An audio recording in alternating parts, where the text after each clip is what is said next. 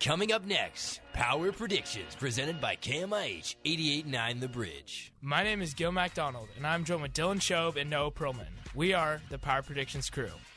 A sports show that talks about relevant sports news, everything from setting your fantasy lineups to talking about players who have been lighting up their leagues. After lunch, it's time to crunch the numbers. Tune in Tuesdays at 12 o'clock to listen to Power Predictions. Power Predictions, an award-winning show that brings you award-winning news, starting right now. Hello, 88.9 The Bridge. My name is Gil MacDonald, and I'm joined with Dylan Shobe and Noah Perlman for another week of Power Predictions. Today, we are going to be talking about what is going on in the NFL with the Pro Bowl. A lot happening there. They're deciding whether to get rid of it or keep it. We also have some NBA news as we are starting to near the end of the playoffs. And MLB. Adley Rutschman, to start in the MLB, gets his first MLB appearance, and guess what he does with that? Hits a triple at his first at-bat.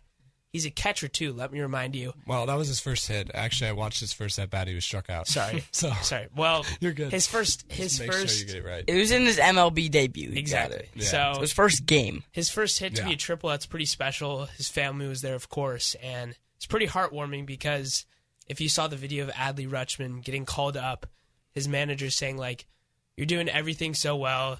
He was the top prospect going into the draft. He was drafted first overall, and now he finally gets called up after, I think, a whole year in the minors, right?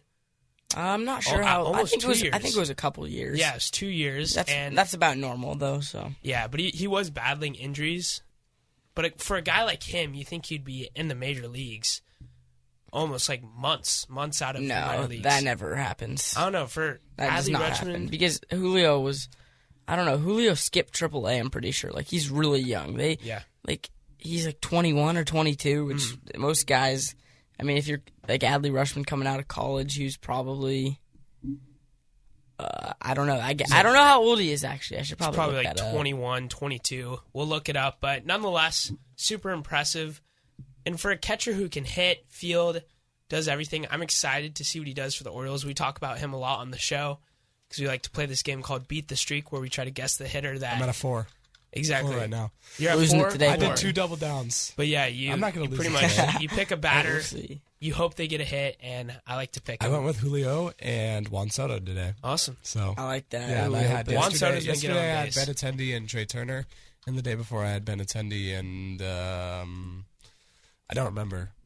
Yeah. Okay, and Anyway. speaking of good things, Mariners get a win yesterday against the Oakland Athletics. Finally, we needed it. We got swept by the Needed to Red Sox. Break the Pretty streak. pathetic. And it was really series. pathetic, too, because we had a lot of chances to win some of those games. Yeah, Like, you're right. things We did. bottom We of the choked. ninth, close, but let's just hope Seattle Mariners get back with it because we talked, I think, Noah or Dylan, you brought up, everyone always says, oh, Mariners are off to a hot start. Always. And then they always drop off. Gosh, it's so disappointing. You can never get your hopes up, Yeah, it's though. sort of like the Never Raiders get your hopes a little up. bit. Yeah, it's frustrating, though, because now they're 18-25. They've really plummeted after losing those 3 games to the Red Sox. No, that they plummeted before. I mean, that was part of their plummet. Still, that was, I mean, that was kind of icing on the cake, right? But to we the whole thing. we but- should. I think we should sweep the A's because they're not good, and we barely won yesterday, 7-6. Barely. Lucky, I would say, but I think we should sweep them, and I think we will. And to add something for the A's, that's also a pretty sad organization. I watched, I don't know if anyone knows Zach Campbell out there, but he's the guy who goes to tons of baseball games and gets baseballs, Major League Baseballs, every time he goes to a game pretty much. And he gets like 2 or 3. But more than that, usually, actually. Yeah, more than that. But he went to the Coliseum the other day to try to catch Shohei Ohtani's 100th home run. He didn't, but it's crazy to see the Coliseum. It's such a bad stadium. Well, and there's so few fans there. Yeah, there's so few fans. I saw something about this today. Yeah. It was like they're averaging like not averaging, but they were getting like 3,000 fans per game. Bad. And it's going to be, it's pathetic. And it's going to be worse later in the season because they're not a good team. And they're probably going to start trading away their players just because it's a bad team. And they need to fix it. Well, and the owner, it starts with the owner. I don't know if you guys seen Moneyball, but of course I've seen that. 30 years ago or something, the A's have stuck to this sort of, like, I would say, approach to the game. They try to get the cheapest players they can, and it's usually rookies, younger guys, or veterans that are sort of falling off. Exactly, and that are just very underappreciated. Exactly, but of course that only works so much, and as we can see here, it's not working for them for like the 6th year in a row, because they've traded, like you said, Noah, Matt Olson, I think, is one guy where it's like, trade him away, they get a great player, he wants more money, okay, you're gone. So it'd stink to be an A's fan, because it's really you get a good player. I mean, you got to think about it though. Mariners fans, we have one of the longest playoff droughts in sports history. Brutal for us too. I think one of the long. Yeah, I mean, they haven't been to the playoffs in an insane amount of time, but I don't know. We'll see. Maybe this year's the year. I'm not going to say that though. And I don't want to jinx anything. Yeah, no, knock on wood. But before we move on to the NFL and talking about the Pro Bowl there, our radio teacher, Mr. Bryant, brought up an interesting thing I think we want to talk about. Speaking of Seattle and Seattle sports, we were just talking about before, Noah and Dylan and myself, with my teacher, that now that Russell Wilson's gone from Seattle, undisputably, I think like 2 or 3 years ago, he was definitely, he was the guy. He was the sports Seattle guy. If you said name a player from Seattle, 90% of the time it would be Russell Wilson. Who do you guys think that is now? Who's the face of Seattle? Well, the first guy that came to mind for me was Metcalf. I think it'll always be football. I don't think NHL will dominate this town. Definitely not. Sonics, maybe. Yeah, Sonics good, but not right now. As of right now, the heart of Seattle. So you basically you have it's sad. You have the Mariners and the Seahawks and the Kraken for the most part, and you can bring in you're going to bring in WNBA. WNBA. Sue Bird. No, I just don't think that. I mean, here's the thing: is like what he was saying, highest profile. Does that mean like wide, like broadly, like people like knowing the person, or like how good they are? No, highest because profile. Those are two different things. Well, sure, they go hand in hand. They correlate, but like. I think it's most known. I don't think you're thinking because about Sue Bird is in the category of great success, but I wouldn't say she's in the same category as Metcalf's popularity and what's sparking up with Ty France. So you can go two ways with this. I think there's no really big guy. Here's the problem: is you have the image of Russell Wilson, so no guy's going to be as big as he was. No. So the biggest guy right now is still small. Yeah, so what exactly. I'm saying is it's probably Metcalf. I agree. And I also think Metcalf, too, he has his own persona, right? He has his Sue Bird. Maybe I need to watch more WNBA, but she doesn't have like a distinctive feature about herself, or she doesn't carry herself a certain way. Whereas DK, he has the blue hair. Oh yeah, it's just he's like got a crazy football diet. gets so much more. Yeah, it's all about so much more the like, revenue popularity. and the make the most money. Viewership. I agree. So are we saying DK Metcalf's? Yeah, but we are. You posed the question. Do you agree, or who's the first guy that came to mind for you? I agree. DK Metcalf, or I would say Tyler Lockett, just because he's been a Seattle guy for so long. Yeah, but he's kind of just underappreciated. Yeah, I know. It's just like DK's just special, just because he's just a huge talented wide receiver. He's very and vocal. He was big. He was a very popular. Like I noticed him right when like the NFL draft was becoming a thing because. He's just a beast. Like ripped and like there's just exactly. all the media. There's not really that many wide receivers that are like him, which is why he would be very popular and special. Okay, now it's a perfect transition into the NFL. Source: NFL is discussing the future of the Pro Bowl, including possible elimination of the tackle game. Meaning, why did you need to say source? What does that have to do? It's a source. I'm just crediting it. But ESPN, ABC News, they've all covered it. They are. Because the attendance of the Pro Bowl for players, they don't want to get injured. The Pro Bowl was god awful this year. I don't know if you guys watched it. Do you think it should stay or do you think it should go? I think it should definitely go. I think it should be altered. I think it's a great way to celebrate the great players in the NFL. I don't think it should go. I wish they would play hard though. No, they wouldn't. Like it's not worth it at all, though. I know, for them. but they should be like either paid more or like it should be a bigger deal. Because like as a kid, I always thought this was the coolest thing. I always thought the Pro Bowl was like awesome. I know it is pretty. I mean, it's cool. It's kind of cool. Not like it should be cool, but it's also the fact that the teams that are in the Super Bowl don't play in it. Yeah, which is interesting, and they don't try. It's do you think like a time period change would help?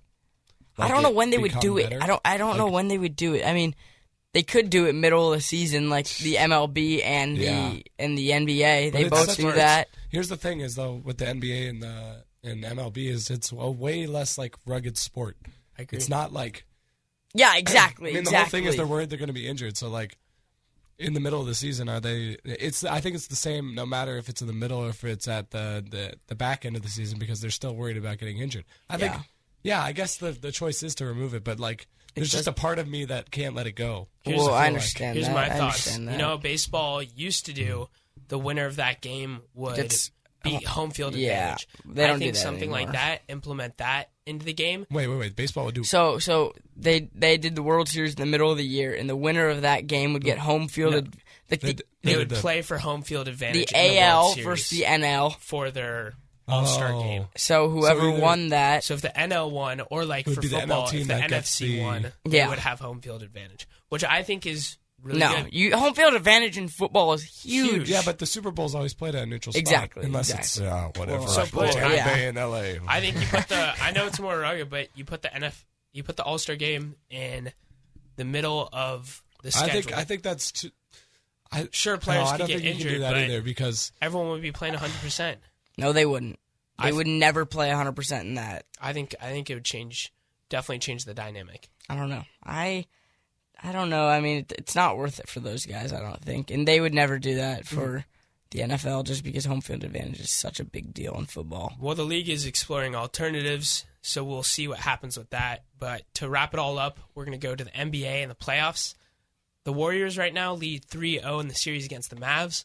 Noah, what do you think about the series? Well, Warriors gonna take it? Yes, of course they're going to. Sadly, I was rooting for the Mavs just because the Warriors have been in this position many times. It's boring. I don't want to watch this team win again because yes, they're a good team, really good team. They got a lot of talent, but they've won championships and we've seen them do it. So I'm rooting for any. I know the Mavericks are not going to come back down 3-0. I would love for them to, but they're not.